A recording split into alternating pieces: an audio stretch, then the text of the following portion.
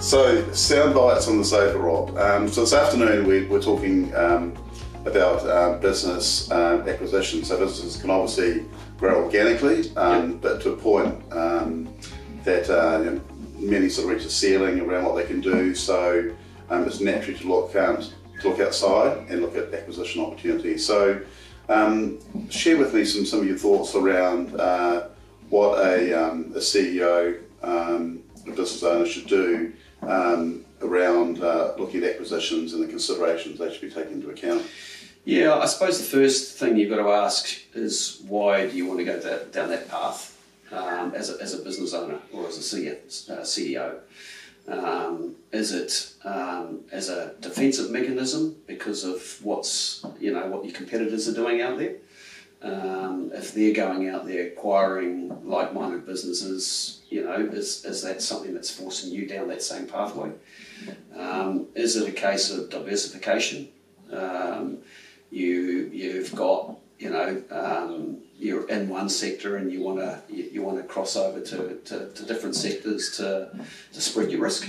And you might identify that there's a high growth sector that you're not in, so that you want to exploit that opportunity. There's a number of different reasons, and it's a case of understanding what that is as to how you go about identifying a potential opportunity out there. What type of opportunity you're looking for. So there's that adage of 1 + 1 = 3, right? So the sum of the individual parts of your core business and the business you're acquiring should be worth more than individually, and that's around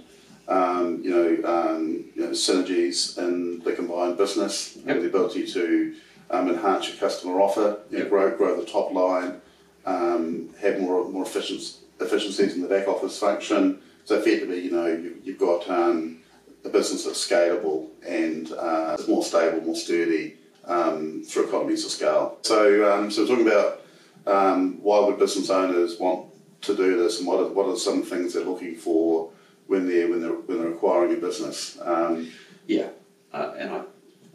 The other thing about this is it might take more than one acquisition to achieve what you want to achieve. So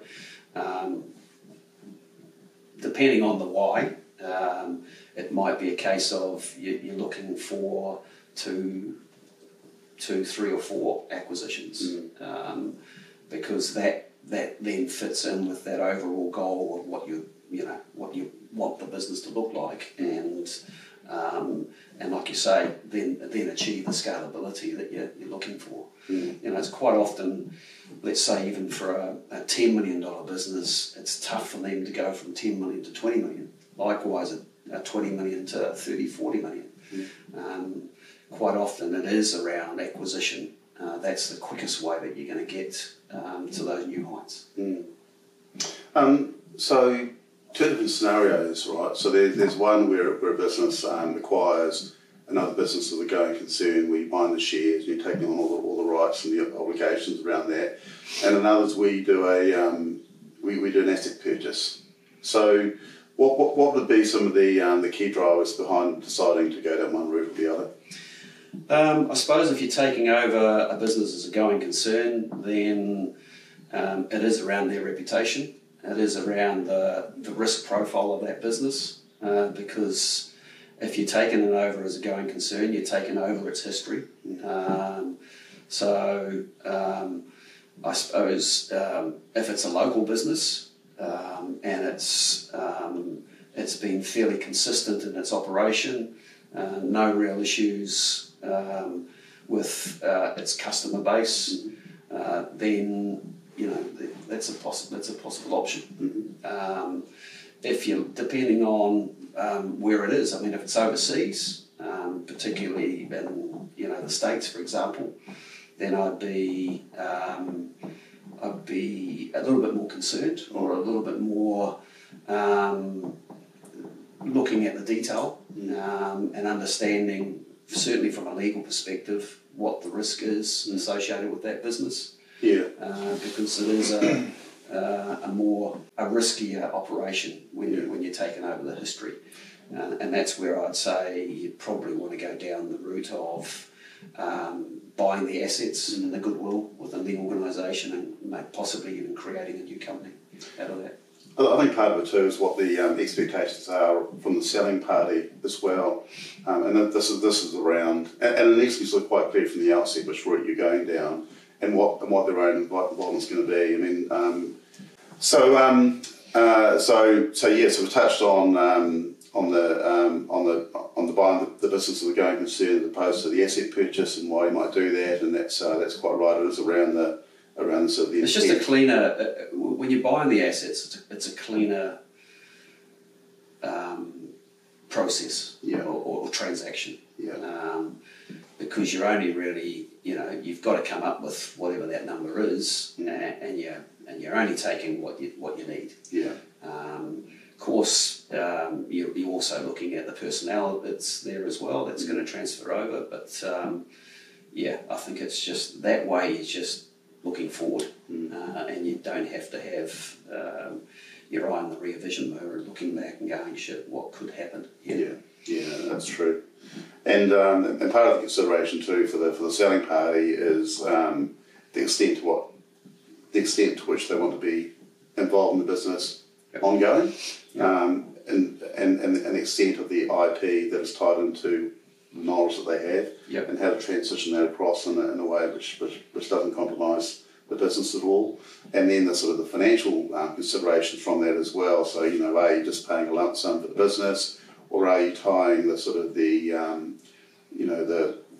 remuneration of the individual by way of earn-out to achieving certain milestones to make it a seamless transition as well. It's one of those sort of things that needs to be. And you can look at that from either side. You look at it from a buyer or a seller's perspective. From a seller's perspective, they want a guaranteed price. So even if they're looking at deferring some of the payment for 1, 2, 3 years, whatever the case may be, while there is a transfer of IP, that's fine. But they will be looking at that guaranteed price, so that there's no discounting of that once they've lost control of what the company's going to be doing. From a seller's point of view, they just want to make sure that what they're buying is what they're getting. I mean, we've got our own CopperFox due diligence checklist that we provide our clients with, which covers everything around all aspects of the business, operationally, financially, customer, supplier, key people. It's all those key sort of elements that are tied to the transactional value, and we provide that with our clients. I mean, I think one of the earliest process to go through before you even start looking at who, when, why, and how is actually taking that checklist and viewing it through the eyes of a potential buyer, so that you can see potentially where the pitfalls might be. Absolutely. And sort of provide, start putting together your repository of information to support the transaction. And I know of transactions that have fallen by the wayside because of delays in getting that information to the potential buyer. So being organised is really, really important.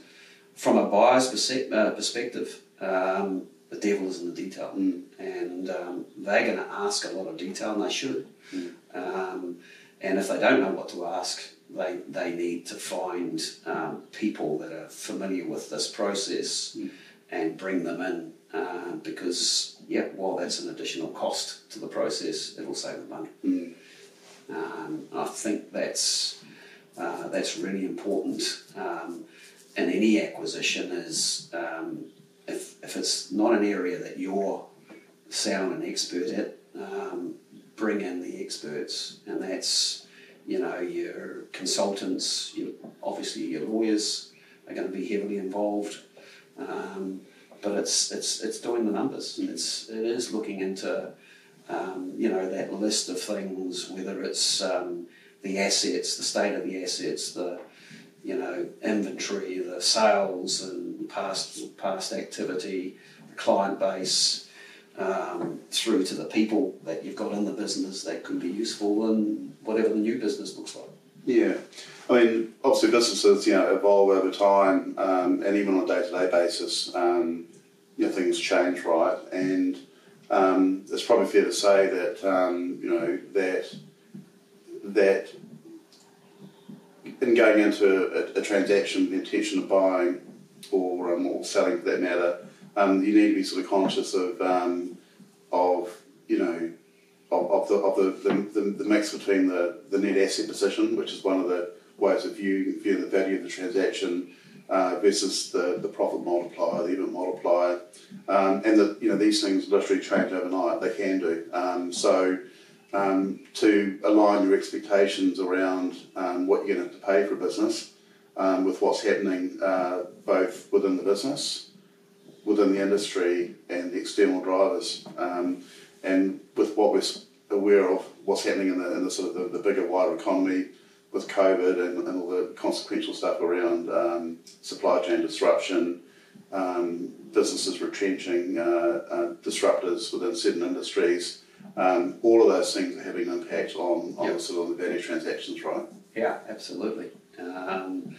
And so, and sometimes that comes down to what's the right time to sell or what's the right time to buy.